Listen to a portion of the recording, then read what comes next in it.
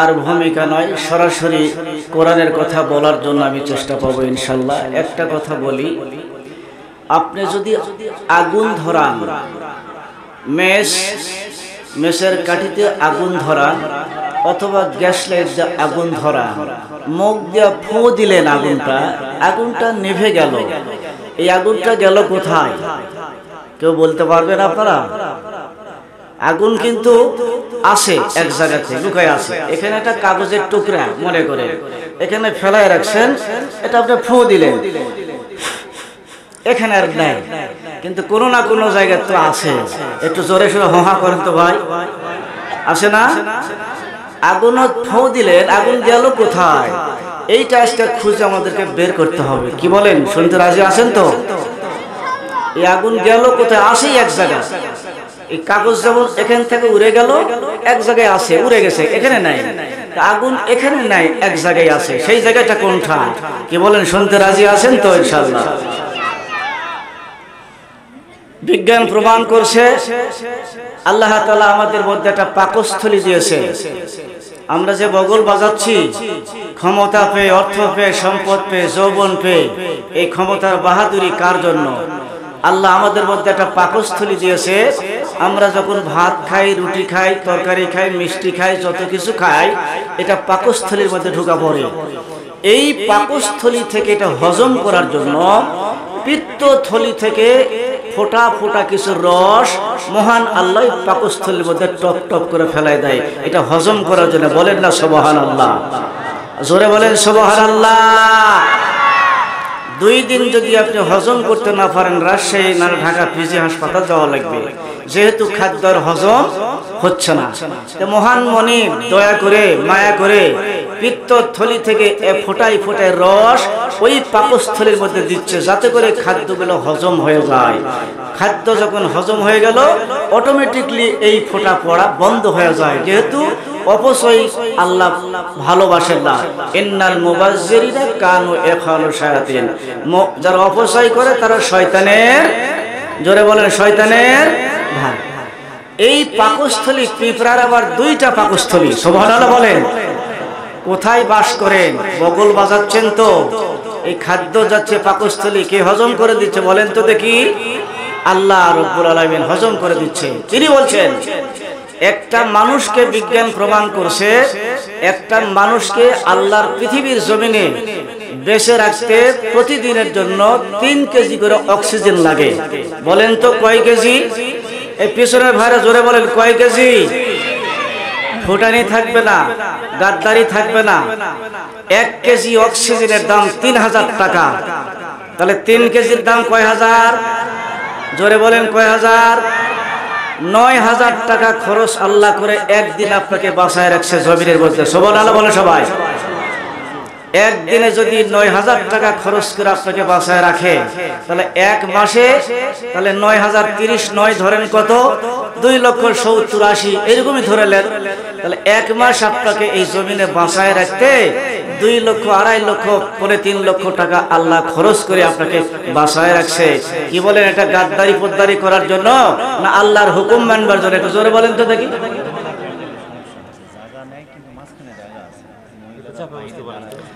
মহিলা স্প্যান্ডেলে জায়গা হচ্ছে না, মায়েরা একটু জায়গা করে দেন। মা 1 হাত করে জায়গা ছেড়ে দেন, 1/2 হাত করে জায়গা ছেড়ে দেন। আল্লাহ আপনাকে জান্নাতের মধ্যে জায়গা বানায় দিবে। সবাই আমার এই কথাটা মানবেন। আমি মহিলার 2টা কথা বলবো, যেহেতু সময় বেশি নাই, অল্প সময়ে কথা শেষ করবো ইনশাআল্লাহ। আপনি লাইনে দাঁড়াছেন, নির্বাচনে দাঁড়াছেন, চেয়ারম্যান মেম্বার ভোট হচ্ছে না, কথা শেষ হয়নি। তাহলে এত লক্ষ টাকা খরচ করে আপনাকে 1 মাস বাঁচায় রাখলো, 2-2.5 লক্ষ টাকা। আপনি যদি 50 বছর বেঁচে থাকেন, তাহলে কত টাকা আল্লাহর খরচ হয়? এই টাকা খরচ করে পৃথিবীর জমিনে আপনাকে বাঁচায় রাখছে। আকিমুদ্দিন ওয়ালা তাতাফাররাকু ফিহি, আল্লাহর জমিনে আল্লাহর দ্বীন বাস্তবায়ন করার জন্য। জোরে বলেন সুবহানাল্লাহ। চেয়ারম্যান মেম্বার নির্বাচন করেছে, নমিনেশন দিয়েছে হয়তো 10 জন, এবার নির্বাচন করবে 10 জন এই 8 নম্বর মিরাট ইউনিয়নে। বলেন তো নির্বাচিত হয় কয়জন? কয়জন? 1 জন। যিনি নির্বাচিত হলেন তাহলে এই 9 জনের সে দাম কম না বেশি? এই যে আমার চেয়ারম্যান সাহেব বসা আছে, উনি নির্বাচিত হয়েছে, যারা ওনার সাথে প্রতিদ্বন্দ্বী হয়েছিল ওদের দাম বেশি না এনার দাম বেশি? আপনারাই বলেন। এটা কোরআনের আয়াত, আল্লাহ পাক বুঝাচ্ছে, শোনেন। হুয়া যতাবাকুম ওয়া মা জাআলা আলাইকুম ফিদ-দীন মিন হারাজ। মহান আল্লাহ রব্বুল আলামিন বলছে, আমি নমরশান দিয়েছিলাম এলাকার মধ্যে। আজকে কোরআনের আলোচনা হবে, বিজ্ঞাপন, পোস্টারিং, মাইকিং, এত এলাকার মধ্যে নমরশান দেওয়া হয়েছে। ওই সরকানায় দাঙ্গা পাড়া কোরআনের মাহফিল হবে, নমরশান দেওয়া হয়েছে এলাকার সব মানুষকে। কিন্তু সব মানুষ তো নির্বাচিত হতে পারবে না। আল্লাহ যাদেরকে বাছাই করে, ছাঁটাই করে, মনোনীত করে এই ময়দানে আসার যারা সুযোগ দান করলেন, এটা আল্লাহর দরবারে আমরা নির্বাচিত হয়ে গেছি। জোরে বলেন সুবহানাল্লাহ। নির্বাচিত যখন হয় মানুষ, নির্বাচিত যখন হয় তখন তার সম্মান বাড়ে না কমে? এখন বলেন তো, যারা মাইকিং করেছে, পোস্টারিং করেছে, সকলের কানে কানে এই আওয়াজ গিয়েছিল, এটা নমরশান আল্লাহ দিয়েছে, আল্লাহর কোরআনের কথা হবে। কিন্তু নমরশান পাওয়ার পরে তারা কিন্তু নির্বাচন হতে পারেনি। মহান আল্লাহ রব্বুল আলামিন বসে, এই নির্বাচিত হয়েছেন যারা আল্লাহর দরবারে, তারাই শুধু এই প্যান্ডেলের মধ্যে কোরআনের মাহফিলে মহান আল্লাহ এসে বসার সুযোগ করে দিয়েছেন। একবার জোরে বলেন আল্লাহু আকবার। আমার ভাইরা, শুধু তাই নয়, আমি খুব একটা বেশি কথা বলবো না, মা বোনদের সম্পর্কে দুটো কথা বলবো। মায়ের একটু কান লাগান। আল্লাহ বলছে, হুন্না লিবাসুল লাকুম ওয়া আনতুম লিবাসুল লাহুন্না। জোরে বলেন কার কথা? আরো জোরে বলেন কার কথা? কামলা যদি কাজ না করে আপনার ফসল তো উঠান লাগবে, লাগবে না? কামলা মানুষ পাচ্ছেন না, অকামলা দেয় কিছু করে নেওয়া লাগবে। ভাইয়ের আমার, মহান আল্লাহ বলছেন, আল্লাহ রব্বুল আলামিন বলছে, হুন্না লিবাসুল লাকুম। লিবাস মানে হলো পোশাক। এই যে মেহের আলী বলবি, আমি পোশাকটা গায়ে দিয়েছি, পোশাকের কাজ কয়টা? আপনারা বলতে পারবেন না। পোশাকের কাজ হলো দুইটা। আপনারা যে পোশাক গায়ের মধ্যে দিয়েছে, নতুন ভাবে, নতুন আঙ্গিকে আজকে কথা হবে, এটা শুনবার জন্য, বুঝবার জন্য সবাই চেষ্টা করবেন। বলেন না ইনশাআল্লাহ। পোশাকের কাজ হলো দুইটা। কি কি আপনারা বলতে পারবেন পোশাকের কাজ? আল্লাহ রাব্বুল আলামিন কেন বললেন পোশাক স্বামী হলো স্ত্রীর পোশাক? কেন বললেন স্ত্রী স্বামীর পোশাক? এ কথা আল্লাহ কেন বললেন? যেহেতু পোশাকের কাজ হলো দুইটা। এক নম্বর কাজ হলো পোশাক মানুষের সম্মান আর মর্যাদা বাড়ায় দেয়। জোরে বলেন সুবহানাল্লাহ।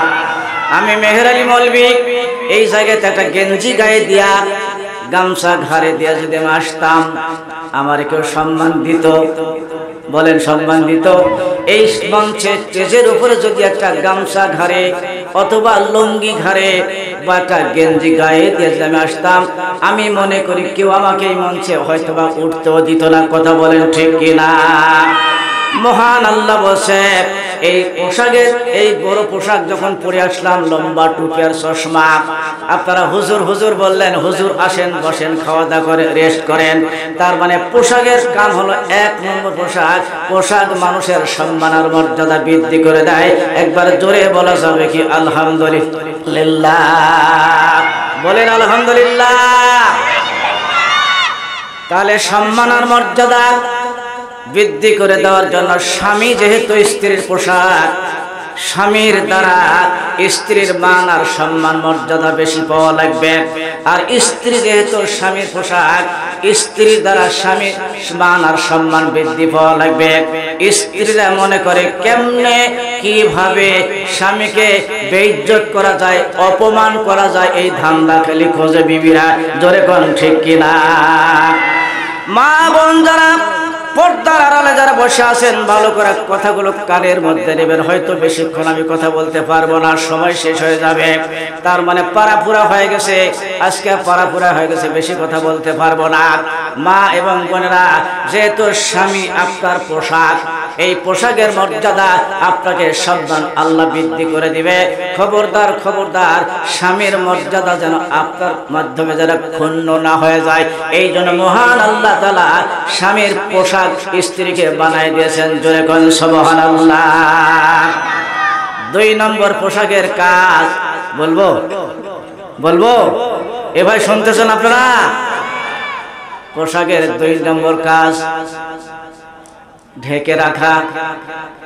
এই যে গা ঢেকে রাখছেন, আপনারা বসছেন, সবাই পোশাক দিয়েছেন, গাটা ঢাকা আছে। পোশাকের 2 নম্বর কাজ হলো পোশাকটা গা ঢেকে রাখবে।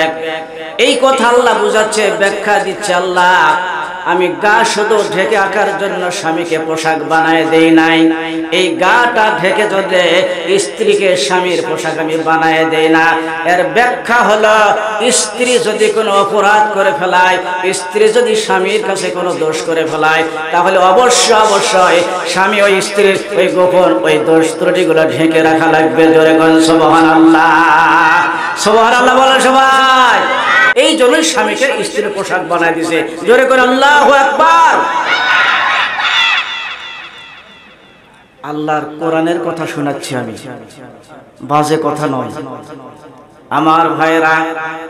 তাহলে বোঝা গেল স্ত্রী হলো স্বামীর পোশাক। যদি স্বামী যদি কোনো অপরাধ করে ফেলায়, স্ত্রী হিসাবে ওটা স্বামীর দোষ ত্রুটিগুলো গোপনে ঢেকে রাখা লাগবে। কিন্তু না, কেমনে কিভাবে স্বামীর দোষটা মানুষের কাছে বলে দেয়, মানুষের কাছে প্রকাশ করে দেয়, এই ধান্দা খোঁজে, ধান্দায় কিন্তু মহিলারা থাকে। জোরে কোন ঠিক কিনা? রব্বি হাবলি মিনাস সালিহিন। ইব্রাহিম নবী বলছে, আল্লাহ আমাকে একটা নেক সন্তান দেওয়া লাগবে। এই কথাটা কে চাচ্ছে? জোরে বলেন, কে চাচ্ছে? ইব্রাহিম নবী বলেন, আল্লাহ আমাকে একটা নেক সন্তান দান করা লাগবে। আল্লাহ রাব্বুল আলামিন তার দোয়া কবুল আর মঞ্জুর করে তাকে একটা নেক সন্তান দান করেছে। তার নাম হলো ইব্রাহিম। ইসমাইল যখন আল্লাহ রাব্বুল আলামিন তাকে দান করলেন একটা নেক সন্তান, সন্তান বড় হয়ে গেলেন। এখন ইব্রাহিম নবী যখন স্বপ্নে দেখলেন কুরবানি করা লাগবে, নিজের সন্তান 80 বছর বয়সী একটা সন্তান সে মাত্র পেয়ে গেছে, এই সন্তানটা জবাই করা লাগবে। সবচেয়ে প্রিয় বস্তু দুনিয়ার মধ্যে, সবচেয়ে মহব্বতের সন্তান। এইবারে ইব্রাহিম নবী সন্তানকে জিজ্ঞেস করছে, বেটা ও আমার সন্তান, আমি স্বপ্ন দেখছি আমি তোমাকে জবাই করে ফেলতেছি, বলেন তো তোমার মতামতটা কি? ঐতিহাসিক তাফসীরবিদরা তারা বলছে, বাপ বেটাকে জবাই করবে, কিন্তু বেটার কাছে প্রশ্ন করার কোনো দরকার নাই। কিন্তু নবী প্রশ্ন করেছে। জোরে বলেন তো দেখি, প্রশ্ন করার কোনো কারণ আছে না নাই? বাপ যেরকম বেটা হতে এরকম আল্লাহ তাআলা দিয়ে দিয়েছে। এইবারে ছেলে বললেন, আব্বা আপনি কোনো চিন্তা করবেন না, কোনো ভয় পাবেন না, আমাকে যা স্বপ্ন দেখছেন আদিষ্ট করে ফেলেছেন, কিন্তু স্বপ্ন পূরণ করো, ইনশাআল্লাহু মিনাস সাবিরিন, নিশ্চয় আমাকে ধৈর্যশীলদের মধ্যে এর মধ্যে আপনি পেয়ে যাবেন। জোরে কন্যা আল্লাহু আকবার। ইব্রাহিম নবী কেন জিজ্ঞাসা করলেন সন্তানকে? এই কেনর কথা এখন আমি বলবো, একটু সবাই কান লাগান। বাপের বেটা যারা বসে আছে ভালো করে কান লাগান। কেন প্রশ্ন করলেন ইব্রাহিম, বেটা আমি তোমাকে জবাই করব, তোমার মতামতটা কি? এই মতামতটা নেওয়ার জন্য জিজ্ঞাসা করার কারণটা কি? কারণটা শোনেন। মহান আল্লাহর কাছে ইব্রাহিম নবী একটা নেককার সন্তান চেয়েছিল। এই কারণে জিজ্ঞাসা করতেছে, দেখি আমার ছেলে আমার সন্তান রাজি হয় কিনা। যদি রাজি না হয়ে যায় তাহলে আমি বুঝবো এটা আমার নেককার সন্তান নয়। দেখি আমার সন্তান রাজি হয় কিনা। যদি রাজি না হয় তাহলে আমি বুঝবো এটা নেককার সন্তান নয়। আমি তো চাইছি নেককার সন্তান। সন্তান যখন রাজি হয়ে গেল, ইব্রাহিম নবী যদি মনে করতে আমি সন্তান জবাই করব, আর সন্তান যদি বলতো না আমি জবাই হব না, এখন সকলে জোরে সোরে লম্বা করে বড় করে বলেন তো আল্লাহর বিধান কায়েম করা যেত? আল্লাহর বিধান কায়েম হতো?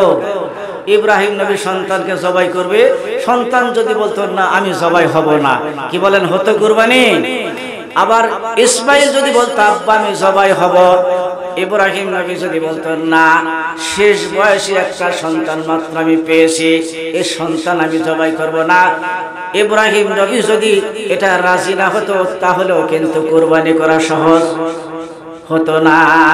এই জন্য দুই পক্ষই যখন রাজি হয়ে গেছে আল্লাহর বিধান কায়েম করা সম্ভব হয়ে গেছে।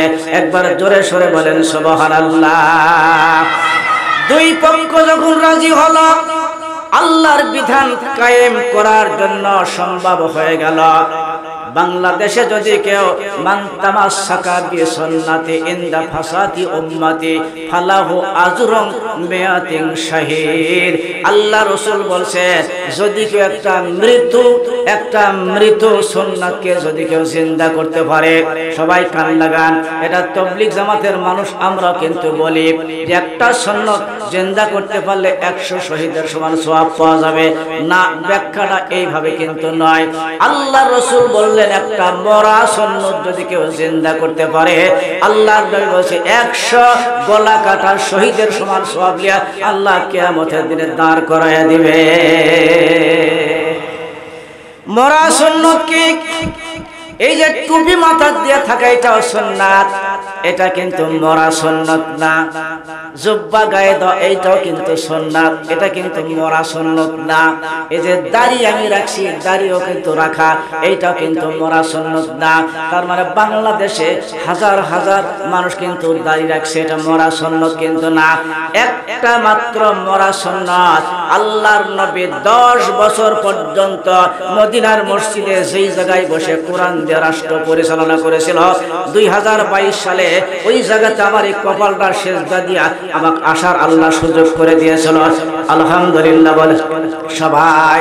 আল্লাহর নবী মদিনার মসজিদে নববী বসে বসে আল্লাহর কোরআন দিয়ে 10 বছর পর্যন্ত রাষ্ট্র পরিচালনা করেছিল। এটা মরা সুন্নাত, এটা মরে গেছে, জিন্দা কিন্তু এখন পর্যন্ত নাই। এখন বাংলাদেশের মানুষেরা যদি এই মরা সুন্নাত যদি জিন্দা করে আল্লাহর কোরআন সংসদে দিয়া কোরআন দিয়ে যদি রাষ্ট্র পরিচালনা করতে পারে তাহলে মরা সুন্নাত জিন্দা হয়ে যাবে, 100 গলা কাটা সমান সওয়াব আল্লাহ আমলনামায় দান করে দিবে। জোরে আল্লাহু আকবার। এই মুহূর্তে জানতে চাচ্ছি সমস্ত মাইনাস করে যা মনের মধ্যে আছে সবটুকু বাদ দিয়া এই কোরআনকে সংসদে নেওয়ার জন্য কোরআন দিয়ে রাষ্ট্র পরিচালনা হলে কেমন দেখা যায়, কেমন দেখান লাগে, এটা দেখতে যারা রাজি আছে দুটো হাত তুলে আমার আল্লাহকে দেখায় দেন। আল্লাহু আকবার বলেন। শুধু তাই নয়, আমি বলতেছিলাম وَلَقَدْ أَرْسَلْنَا نُوحًا إِلَى قَوْمِهِ إِنِّي لَكُمْ نَذِيرٌ مُبِينٌ أَلَّا تَعْبُدُوا إِلَّا اللَّهَ إِنِّي أَخَافُ عَلَيْكُمْ عَذَابَ يَوْمٍ أَلِيمٍ। আল্লাহর নবী হযরত নূহ আলাইহিস সালাম একজন নবী ছিলেন। এই নবীকে আল্লাহ পাক দাওয়াতের জন্য প্রেরণ করেছেন। তিনি তার জাতির কাছে, কওমের কাছে দাওয়াত লাগালেন আল্লাহ তা'বুদু ইল্লাল্লাহ, একমাত্র শুধুমাত্র কেবলমাত্র আল্লাহর ইবাদত করা লাগবে। এই দাওয়াত যখন আল্লাহর নবী নূহ আলাইহিস সালাম যখন জাতির পরে যখন দিচ্ছে, এমন সময় কাফের বেঈমানের লিডাররা তখন বক্তব্য পেশ করলেন, নবীকে জানায় দিলেন قال الملأ الذين كفروا من قومه ما نراك إلا بشرا مثلنا وما نراك اتبعك إلا الذين هم أراذلنا بادي الرأي। আল্লাহু আকবার বলে। জাতিরা বলছেন নবী যদি আপনি নবী হন তাহলে তো মানুষের মতো আপনাকে লাগতেছে, আমাদের 2টা হাত আছে, আপনারও 2টা হাত আছে, আমাদের পা আছে, মাথা আছে, চোখ আছে, আপনারও তাই আছে, আপনি নবী হলেন কেমনে, কিভাবে? আর যেই সকল লোকগুলা নিয়ে আপনি পিছনে পিছনে ঘোরাচ্ছেন এটা গ্রামের মধ্যে একেবারে রাজিল, একেবারে 3rd পার্সেন্ট লোক, কোনো মানুষের মূল্য দেয় না, কোনো মানুষের দাম দেয় না। এই সকল লোকগুলি না ঘুরতেছে, এদের সাথে ঘুরলে আমাদের মান আর সম্মান থাকবে না, আমরা এদের সাথে ঘুরতে পারবো না। যদি এই লোকগুলিকে বাদ দিয়ে যদি আপনি আসতে পারেন, তাহলে কিন্তু আমরা আপনার দাওয়াত কবুল করব।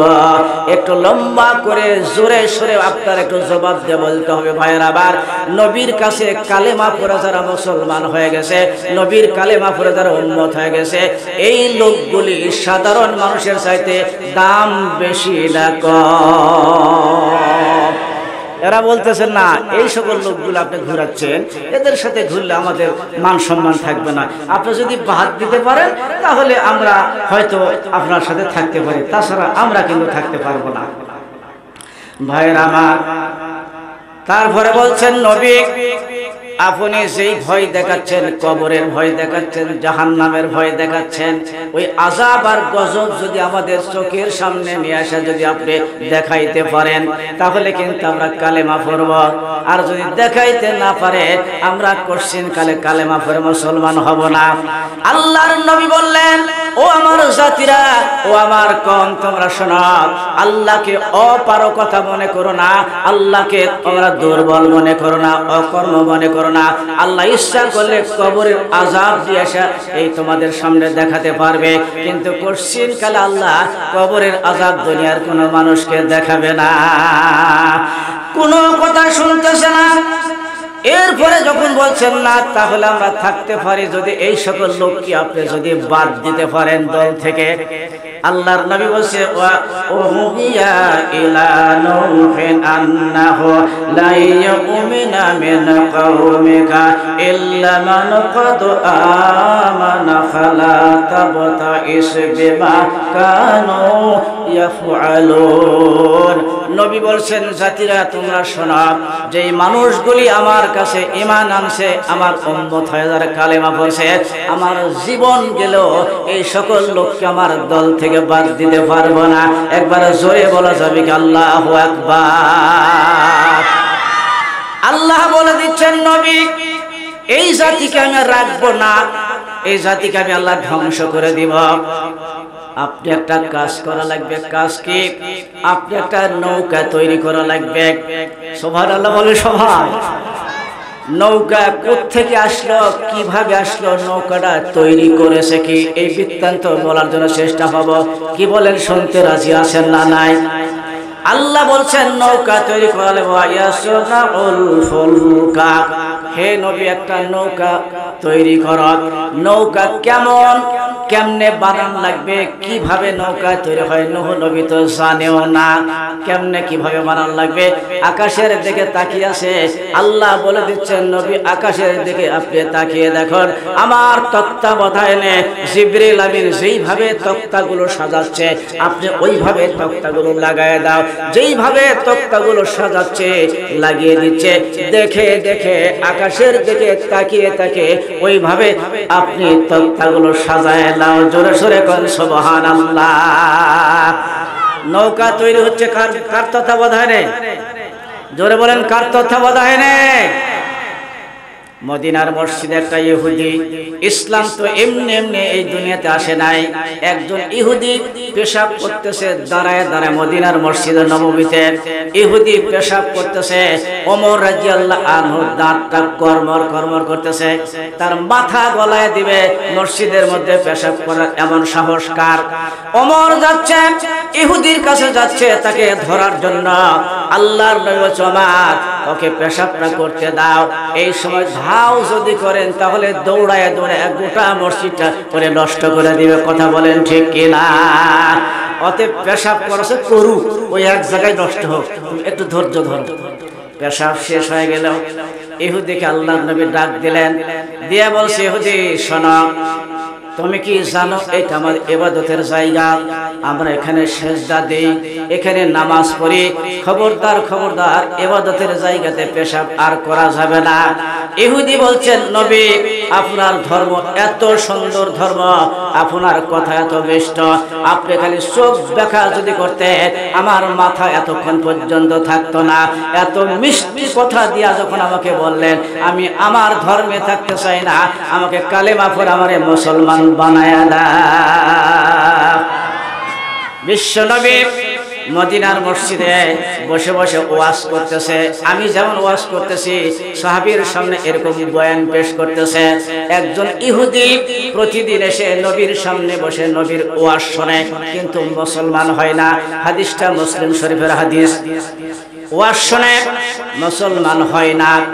একদিন ওমর রাদিয়াল্লাহু আনহু জায়গা পাচ্ছে না বসার, কিন্তু ইহুদি প্রতিদিন বসে বসে ওই জায়গা দখল করে ওয়াজ শুনে। এবারে ওমর রাদিয়াল্লাহু আনহু জামার কলারটা ধরে মদিনার মসজিদের উত্তর দিকে হলো মেন গেট, ওখানে দক্ষিণ মুখে নামাজ পড়া লাগে মদিনার মসজিদে, কিবলা মুখে। এই মসজিদের গেটের সামনে ইহুদিকে জামার কলার ধরে যখন বের করে নিয়ে গেলেন, আল্লাহর নবী বলছে, ওমর ওকে আমার কাছে নিয়ে আসো, কোনো মারপিট করো না, আমার কাছে একটু নিয়ে আসো। দয়ার নবী, রহমতের নবী তাকে একটু নিয়ে আসলেন, তার সামনে কাছে আগায় নিয়ে আসলেন, একটু কাছে বসায় বলছেন, বাবা তুমি কি জানো প্রতিদিন তো আমার ওয়াজ শোনেন, আমার বক্তব্য শোনেন, কিন্তু কালিমা পড়তে ইসলাম গ্রহণ করেন না, কারণটা কি বলেন? ইহুদি বলছেন, হুজুর আল্লাহর নবী আমি দুইটা কারণে ইসলাম কবুল করি না। একবার জোরে বলা যাবে কি কয়টা কারণ? আরো জোরে বলেন, কয়টা কারণ? ইহুদি বলছেন, হুজুর আমি দুইটা কারণে আমি ইসলাম কবুল করি না। হুজুর বললেন, বাবা বলো তো দেখি সেই দুইটা কারণটা কি? এক নম্বর কারণ, যখন আপনি বলেন একজন মেহমান যখন আসে আপনি ভাগ দেন, যাও আজকে একটা মেহমান এসে তুমি ভাগ দাও, আর একটা মেহমান লে তুমি ভাগ দাও। আমি ইসলাম যদি কবুল করি আমাকেও একদিন একটা মেহমান ভাগ আপনি দিবেন, কিন্তু আমি তো মেহমানদারি করার আমার সামর্থ্য নাই, আমি মেহমানদারি করবারও পারবো না, আমি ইসলামও কবুল করব না। কথা কি আবার বুঝলেন? এ ভাই বলেন, কথা বুঝলেন সবাই? আমি হুজুর মেহমানদারি করবারও পারবো না, আমি ইসলাম কবুলও করব না। দুই নম্বর শর্ত বললেন, হুজুর আপনি জিহাদের ময়দানে সাদা চান, যখন জিহাদ করা লাগবে আপনি বলে দেন, সাহাবী তোমরা সাদা দাও। কেউ 2000, 5000, 10,000 সাদা দেয়। হুজুর আমি যদি ইসলাম কবুল করি আমাকেও আপনি বলবেন সাদা দাও, আমি সাদাও দিতে পারবো না, ইসলামও কবুল করব না। কারণ বুঝলেন? বিশ্ব নবী বললেন, বাবা দুইটা শর্তই আমি মেনে নিলাম, আমি কোনোদিন তোমাকে মেহমান ভাগ দিব না, সাদাও তোমার কাছে চাবো না, তাহলে কি তুমি ইসলাম কবুল করবে? ইহুদি বলছেন, হুজুর যদি মেহমানদারি করার না লাগে আমাকে যদি ভাগ না দেন, আর সাদা যদি জিহাদের ময়দানে সাদা যদি না দেন চান, তাহলে আমি ইসলাম কবুল করলাম, আমি শর্ত মেনে নিলাম। এই শর্ত আল্লাহ নবী বলেছে, কোনোদিন আমি তোমাকে আর মেহমানদারি করাবো, ভাগ দিব না, সাদাও চাব না। সাথে সাথে ইহুদি আল্লাহর নবীর হাতে হাত দিয়া কালেমা পড়ে ইসলাম গ্রহণ করে ফেলেছেন। জোরে কোন সুবহানাল্লাহ। এখন বলেন তো, ইসলাম গ্রহণ করার আগে ইহুদির যেরকম মেজাজ, যেরকম স্বভাব ছিল, এখন ইসলাম কবুল করার পরে কি ওই রকম স্বভাব আর থাকবে? বলেন থাকবে? না, থাকবে না। এইবারে ইহুদি প্রতিদিন আসে আল্লাহর নবীর কথা শুনবার জন্য, কিন্তু মনটা নরম হয়ে গেছে। এখন মনে মনে চিন্তা করে, আল্লাহর নবী যদি একটা মেহমান ভাগ দেয় তাহলে আল্লাহর রাস্তে আমি কিন্তু মেহমানদারি করব, কিন্তু নবী কখনো তাকে বলে না। মনে চাচ্ছে আল্লাহর নবী যদি একটু সাদা চায় জিহাদের জন্য, সেই সাদাও দিব। আল্লাহু আকবার বলেন সবাই। মন, ইহুদির মন গরম না নরম? গরম না নরম? ইসলাম তো নরম জিনিস, শান্তির জিনিস, নরম হয়ে গেছে। এইবারে ইহুদি বলছেন, হুজুর ইহুদি আর নাই, মুসলমান, নতুন মুসলমান, খুব আফসোস করে, নবী আমাকে যদি আল্লাহর রাস্তে বলতো আমি নবীর কথাটা মেনে নিতাম, মেহমানদারি করব, সাদাও কিন্তু দিব, কিন্তু নবী আর তাকে সাদা চাই না। হঠাৎ করে একদিন ইহুদি নতুন মুসলমান হওয়ার পরে আল্লাহর নবীকে বলছেন, আল্লাহর নবীজি আপনি আমার দিকে একটু তাকান, রহমতের দৃষ্টিতে একটু তাকান, হুজুর আমার একটু মেহমানদারি করেন, একটু ভাগ দেন, আমি মেহমানদারি করাবো। সুবহানাল্লাহ বলে সবাই। হুজুর জিহাদের জন্য একটু সাদা চান, আল্লাহর রাস্তায় 10টা টাকা সাদাও দিব। জোরে বলেন আল্লাহু আকবার। বিশ্ব নবী বললেন, বাবা না, আমি শর্ত করেছি আমি সাদাও চাবো না, তোমাকে মেহমানদারি করার ভাগ আমি দেব না। হুজুর আর এই কথা যখন বললেন, মুসলমান বলছে হুজুর না, আমাকে দেওয়াই লাগবে। এখন ওর আগ্রহ দেখে, নতুন মুসলমান ইসলাম কবুল করার পর আগ্রহ দেখে হঠাৎ করে একজন মেহমান তাকে ভাগ দিয়ে দিছে, যাও বাবা আজকে এই মেহমানটা বাড়িতে নিয়ে যায়, এই মেহমানদারি তোমার ভাগ দিলাম, তুমি মেহমানদারি করো। আল্লাহর নবীর কাছ থেকে মেহমানটা বাড়িতে নিয়ে যাচ্ছে মেহমানদারি করার জন্য। হঠাৎ করে কিছু দূর যাবার না পারতেই তার বাড়ির মধ্যে তাকায় দেখে 10 জন পাগড়ি কালো, জুব্বা কালো, সব পোশাকগুলি কালো, কালো বেশধারী 10 জন মানুষ তার আগ্নের মধ্যে ঢোকা পড়লো, ঘরের মধ্যে ঢোকা পড়ছে। এটাই দৃশ্যটা দেখলাম। আর কিছু দূর যাওয়ার পরে লক্ষ্য করে দেখে 15 জন সাদা জুব্বা, সাদা টুপি আর সাদা পাগড়ি, সাদা সফেদ মানুষ ওই মেহমান ওই নতুন মুসলমান আঙ্গিনার মধ্যে ঢোকা পড়ছে। এখন বলেন তো 10 আর 15 কত হয়? কত? মনে হয় শোনাচ্ছেন না, মনে হয় শোনাচ্ছেন না নাকি? ভাইয়ের আমার, হাদিসটা মুসলিম শরীফের। এইবারে এই নতুন মুসলমান আল্লাহর নবীজির মেহমান সাথে রয়ে গেছে। যখন 25 জন মানুষ তার আঙ্গিনার মধ্যে প্রবেশ করলো, তখন মনে মনে চিন্তা করেন, না এত মানুষ তো মেহমানদারি করার আমার সুযোগ না, আমি পারবো না, আমি বাড়িতে যাব না। মেহমান বাড়ির মধ্যে ঢুকায় দিয়া ওখান থেকে পলায়া অন্য জায়গাতে চলে গেছে, বাড়ির মধ্যে ঢোকেও না, আর মেহমানদারি করা হয় না। হঠাৎ করে 4 দিন 5 দিন 1 সপ্তাহ যখন চলে গেছে, ওই মেহমানের সাথে একদিন তার দেখা হয়ে গেছে। বলছেন, ভাই আমাকে নবীজি ভাগ দিয়েছিল মেহমানদারি করার জন্য, আমি তো মেহমানদারি করতে পারি না, আল্লাহর রাস্তায় আমারে দয়া করে একটু ক্ষমা করে দেন। মেহমান বলছেন, ভাই না, এত সুন্দর মেহমানদারি আমার হয়ে গেছে, এত সুন্দর মেহমানদারি আমাকে কেউ করাতে পারে নাই, সুন্দরভাবে ওযু, সুন্দরভাবে খানা, এত সুন্দর আমাকে খানা কেউ খাওয়ায়নি, সুন্দরভাবে মেহমানদারি তারা আমারে করাই দিয়েছেন। জোরে কোন আল্লাহু আকবার, জোরে বলেন তো সাহায্য কার? ভাইয়ের আমার, হঠাৎ করে একদিন এই নতুন মুসলমান বিশ্ব নবীর কাছে বলছেন, হুজুর একটা ঘটনা আমার ঘটে গেছে হুজুর। বিশ্ব নবী বললেন, বাবা কি ঘটনা বলো? বললেন, হুজুর আপনি তো সেই মেহমানদার আমাকে দিয়েছিলেন, আমি মেহমান বাড়িতে নিয়ে যাবার লেগে আমি যখন দেখলাম রাস্তার মধ্যে 10 জন কালো পোশাকধারী, আর এই আমার আঙ্গিনার মধ্যে যখন ঢুকে পড়লাম আমি দেখলাম, আর কিছু দূর যাওয়ার পরে 15 জন সাদা সফেদ সাদা পোশাক, এই সাদা বেশধারী এই 15 জন মানুষ আমার এই আঙ্গিনার মধ্যে ঢুকে পড়লো। আমি 25 জন মানুষ দেখে ভয় পেয়ে আর আমি বাড়ির মধ্যে ঢুকি নাই, আমি ওখান থেকে বাড়ি থেকে পলাতক হয়ে চলে গেলাম। লক্ষ্য করে দেখলাম কিছুদিন পরে ওই মেহমানকে আমি জিজ্ঞেস করলাম, মেহমান এত সুন্দর মেহমানদারি তাকে করানো হয়েছে, আমি শুনে তো আশ্চর্য হয়ে গেলাম। নবী বলুন তো এই ঘটনার ব্যাপারটা একটু খুলে বলেন, একটু শুনবো। জোরে সরে বলে, ওই 10টা পাগড়ি, 10টা কালো পোশাকধারী আর 15টা সাদা পোশাকধারী, এই লোকের পরিচয় দিব, এই কথা শুনতে রাজি আছেন না? লিল্লাহি তাকবীর, লিল্লাহি তাকবীর।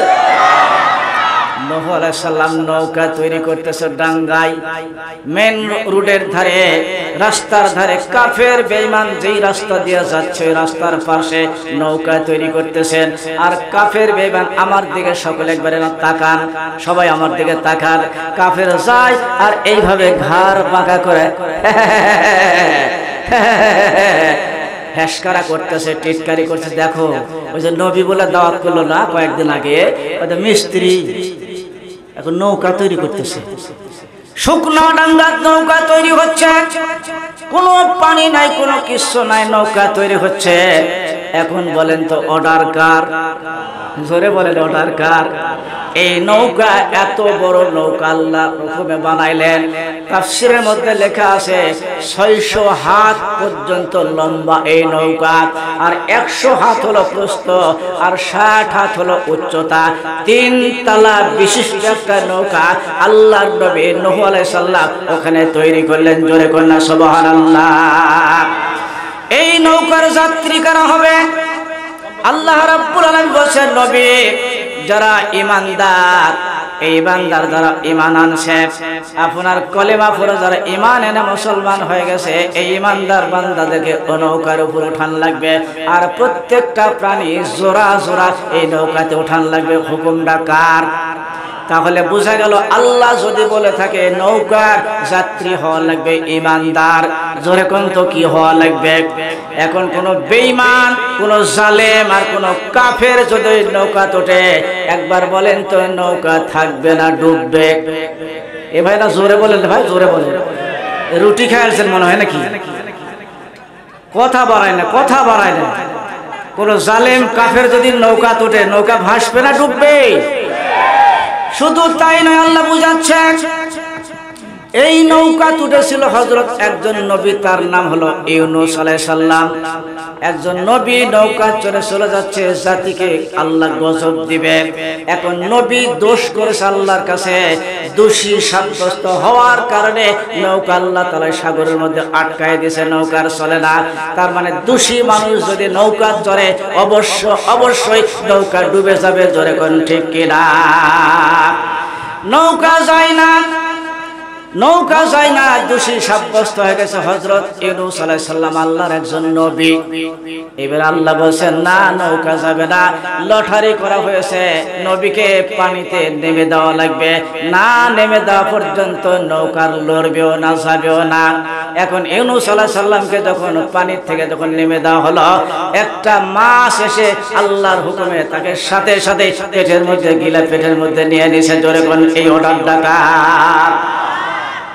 পেটের মধ্যে নবী হাজার হাজার কিলোমিটার দৌড়তেছে পানির অতল তলদেশে পানির অতল তলদেশে মাছ তারে দৌড়াচ্ছে তিনটা অন্ধকারের মধ্যে একটা রাতের অন্ধকার পানির অন্ধকার মাছের পেটের অন্ধকার দৌড়তেছে এমন সময় কিন্তু আল্লাহকে কিন্তু ভুলে যায় নাই ওই মাছের পেটের মধ্যে থেকে মহান আল্লাহকে যখন ডাক দিলেন ওই ডাকটা মহান আল্লাহ তাআলা কোরআনুল কারীমের মধ্যে আল্লাহ রেকর্ড করে দিয়েছেন জোরে কোন সুবহানাল্লাহ ফানাদা ফিজ যুলুমাতি আল্লা ইলাহা ইল্লা আনতা সুবহানাকা ইন্নী কুনতু মিনাজ জালিমিন ও আল্লাহ গো আমি তো নিজের নফসের উপর আমি আল্লাহ অত্যাচার করেছি আমি জুলুম করেছি আল্লাহ যদি তুমি আমাকে এখানে না বাঁচাও বাঁচানোর মতো আমার এখানে আর কেউ নাই এখন বলেন তো আশ্রয় চাইছে কার কাছে জোরে বলেন কার কাছে আল্লাহর কাছে যখন আশ্রয় চাইলেন মহান আল্লাহ এই কথার উপরে এত খুশি হয়ে গেছে এত সন্তুষ্ট হয়ে গেছে মাছকে ডাক দিয়ে বলছে মাছ আমার নবীকে আর পেটের মধ্যে রাখতে পারবে না তাড়াতাড়ি করে পেট থেকে এখন আমার নবীকে বের করে দাও মাছ হাউমাউ করে দৌড়াদৌড়ি করে সমুদ্রের সাগরের কিনারায় এসে মাছটা তার পেটের মধ্যে বমন করে আল্লাহর হুকুমে মাছ নবীকে ওই স্তরের মধ্যে বের করে দিলেন একবার জোরে জোরে বলেন আল্লাহু আকবার মাছ যখন পেট থেকে বের করে দিলেন আল্লাহর সাহায্য কেমনে হয় কিভাবে আল্লাহ সাহায্য করে হাসি তামচার কথা আমি কোনো বলবো না আল্লাহর কাছে হিসাব দেওয়া লাগবে কোরআনের একটা কথা যদি আপনার কাছে বলতে পারি আমার আল্লাহ আমার উপর খুশি হয়ে যাবে কথা বলেন ঠিক কিনা ভাইরা আমার এইবারে আল্লাহ তাআলা নবীকে অর্ডার করে জঙ্গলে অর্ডার করে কিভাবে থাকবে উপরে সূর্যের রোদ নিচে বালুর তাপ এটা তো নবী সহ্য করতে পারবে না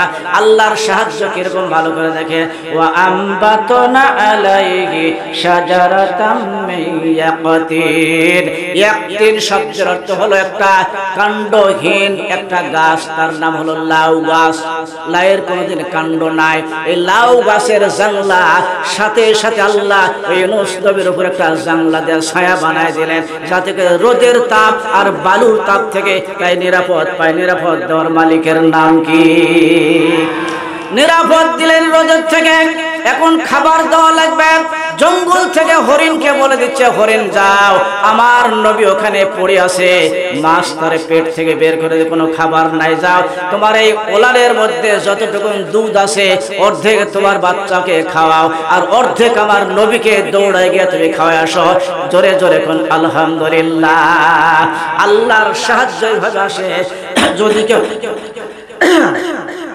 আমার ভাইরা এইরকম ভাবে আসলো। এখন বলেন তো দেখি, আল্লাহ বলছে ভাইরা আমার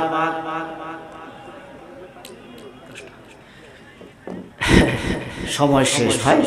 এখন মনে করেন যে সাহাবীর কথা বললাম, এই সাহাবী সাদাও দিবে না, ইসলাম গ্রহণ করবে না, মেহমান ভাত দিবে না, ইসলাম গ্রহণ করবে না। নবীজির কথা শুনে মুসলমান হওয়ার পর দিলটা নরম হয়ে গেছে। এখন বলেন তো আমরা ইসলাম ধর্মের লোক না অন্য কোনো ধর্মের লোক? অন্য কোনো ধর্মের লোক আমরা এখানে নাই, ইসলাম ধর্মের লোক। কোরআন আমাদের সামনে আছে। এই মসজিদটা আমি দেখলাম, বিশাল বড় মসজিদ। আমার আলিম ভাই সহযোগিতা করে, এই এলাকার বাসী যত আছে সবাই সহযোগিতা করে এমন মসজিদ মনে হয় 1 কোটি টাকার দরকার, এত বড় মসজিদ করছে। আর ফ্যান লাগবে হলো, মনে করেন আমি দেখলাম বললাম 24টা ফ্যান লাগবে, তার মধ্যে 16টা ফ্যান টাঙানো আছে। আর কয়টা লাগে? 8টা ফ্যান আপনাকে দিবেন। আর এই মসজিদটা প্লাস্টার করতে নিচে উপরে মনে করেন প্লাস্টার করতে মনে হয় 100-200 বস্তা সিমেন্টের দরকার। মেঝে সহকারে 2 দিকে প্লাস্টার লাগবে। যা লাগে ইনশাল্লাহ আমরা আল্লাহর হস্তে এই মসজিদের কাজটা সমাপ্ত করার জন্য সবাই চেষ্টা করবে। সবাই যদি একটু হাত জারি আমাদের মসজিদ দিতে পারবো না। আলিম ভাই প্রতি বছর মাহফিল করে, এই হাঁটি হাঁটি পা হোক। আজকে দেখলাম, গতবারে দেখেছিলাম বালু, নিচে বালু, কোনো প্লাস্টার নাই। আজকে দেখলাম ইনশাল্লাহ প্লাস্টার হয়ে গেছে, মেঝেও প্লাস্টার হয়ে গেছে। আপনারা যারা আসছেন একটা হাত যেন খালি হাতে ফেরত যায় না। মা বোন যারা বসে আছেন, আপনাদের সম্পর্কে অনেক ওয়াজ ছিল আমার বলার, কিন্তু যেহেতু একটু পাড়াপুরা হয়ে গেছে বলা সম্ভব হচ্ছে না, সময় নাই। আবার এলাকার মধ্যে কোনো জায়গাতে আসলে আপনাদের এই কথাগুলো বলবো ইনশাআল্লাহ। স্বামী হিসাবে আপনার স্ত্রীর দোষ আপনি ঢেকে রাখবেন, যেহেতু আল্লাহ আপনাকে পোশাক বানায় দিছে, আর পোশাকের কাজই হলো ঢেকে রাখা। মা বোন, আপনার স্বামী যদি আপনার কাছে অপরাধ করে, ওই অপরাধটা ঢেকে রাখবেন, যেহেতু আপনাকে পোশাক বানায় দিয়েছে স্বামীর ঢেকে রাখার জন্য। এই জন্য কারো মান সম্মান যেন কারো দ্বারা ক্ষতি না হয়, এই পোশাকের সম্পর্কে আল্লাহ তাআলা যেন কবুল করে দেয়। আমি চাচ্ছি প্রথম নম্বরে এই মসজিদের জন্য, আল্লাহর ঘরের জন্য, যে আল্লাহর হাতে আমার জান্নাত, যে আল্লাহর হাতে আমার হায়াত, যে আল্লাহর হাতে আমার মৌত, যে আল্লাহর হাতে আমার রিজিক, যে আল্লাহর হাতে ক্ষমতা, সব কিছু আছে। আমরা আল্লাহকে বিশ্বাস করে 10টা করে 1000 টাকা 10 জনে দিতে পারি ইনশাআল্লাহ। 5টা করে 1000 টাকা 10 জনে দিতে পারি। এর মধ্যে 2000 1000 টাকা সবাই দিবেন, 100 200 500, প্রয়োজনে 5টা টাকা হলে দিয়ে যাবেন। একটা হাত যেন খালি হাতে না যায়। এই কোরআন কিন্তু আল্লাহর বিপক্ষে সাক্ষী দেবে কিয়ামতের মাঠে। এই জন্য আসেন, সবাই আসেন। দেখি পারেন কেউ 10,000 টাকা দিবার, কেউ 5,000 টাকা দিবার, 2,000 টাকা দিবার, 1,000 টাকা দিবার। বলেন না ভাই, খুব খুশি খুশি প্রধান বক্তা অপেক্ষা করছে। অল্প সময়ের মধ্যে তিনি মূল্যবান বক্তব্য নিয়ে আপনাদের সামনে হাজির হবে। মন ভরা ওয়াজ তিনি করবেন আপনাদের ইনশাআল্লাহ। এলাকার মধ্যে এটাই মনে হয় প্রথম ওয়াজ হচ্ছে নাকি? এটা প্রথম ওয়াজ। আপনার লোকজন ভালো আসছেন, উনি ভালো বক্তব্য দিবে ইনশাআল্লাহ। মন ভরা যেই কথাগুলো বললে মানুষের কাজে লাগবে, মানুষের উপকার হবে, এই খাস খাস কথাগুলো তার মুখ দিয়ে যেন আল্লাহ বের করে দেয়। সকলে বলে আল্লাহুম্মা আমিন। আসেন ভাইরা, খুব তাড়াতাড়ি আসেন, দেরি করবো না ইনশাআল্লাহ। 10:30 করে বেজে গেছে, আর সময় নেব না। মসজিদে 10,000 ইট লাগবে। এখানে ভাটাও আছে, ভাটার মালিকেরাও আছে ইনশাআল্লাহ। যদি কেউ পারেন তাহলে 200 500 1000 ইট যদি কেউ দিতে পারেন, আল্লাহর হস্তে আল্লাহ কবুল করে নেবে। জান্নাতের, এটা রিয়াজুল জান্নাত বলা হয়েছে, দুনিয়ার জান্নাত। এই জান্নাতের মধ্যে আপনার ইট গাঁথা থাকবে। আল্লাহ তাআলা কিয়ামতের মাঠে মসজিদ আপনার পক্ষে সাক্ষ্য দিবে। দেখি তো ভাই, 500 ইট, 1000 ইট, এভাবে 10,000 ইট লাগবে মসজিদ কর্তৃপক্ষ বলছে। আর সিমেন্ট 2 বস্তা 5 বস্তা 10 বস্তা করে দেন, এই মসজিদ যেন প্লাস্টার হয়ে যায় ইনশাআল্লাহ। আগামী বছর আমরা যেন জানতে পারি যে মসজিদের কাম সমাপ্ত হয়ে গেছে ইনশাআল্লাহ। এরা খালি মানুষকে শোনানোর জন্য তাফসীর মাহফিল করবে, প্রতি বছরে মানুষ শুনবে, কোরআনের মাহফিল এখানে হবে। এই জন্য জান করে, এই জন্য আমরা সকলে সচেষ্ট থাকবো ইনশাআল্লাহ। আসেন সবাই, এখন আসেন। কোন দিক দিয়ে আসবেন স্লিপ লিখে লিখে আমার হাতে দেন, আমি বলে দিব। কারো মা, কারো বাবা মারা গেছে, সাগরের মধ্যে হাবুডুবু খাচ্ছে মা আর বাবা। যদি আপনার ছেলে হিসাবে ওই মায়ের জন্য বাবার জন্য যদি কিছু দান করতে পারেন, তাহলে সাগরের হাবুডুবু থেকে অন্তত আল্লাহ তাদেরকে নিরাপদ দিবে। আপনারা এমন সন্তান, নেককার সন্তান বলছিলাম, যারা বাপের কথা শুনবে না, এরা হলো নেককার সন্তান নয়। এটাই ইব্রাহিম নবী বুঝাতে চাচ্ছিল। যেমন আমার সন্তানকে জিজ্ঞাসা করি দেখি ইনশাআল্লাহ আমার সন্তান আমার কথা শোনে কিনা। না, বাপ যেরকম বেটাও তেরকম, নবীর ছেলে নবীর মতোই হয়, উনিও কিন্তু নবী হয়েছেন। এই জন্য আসেন আমরা আব্বা আম্মা যাদের মারা গেছে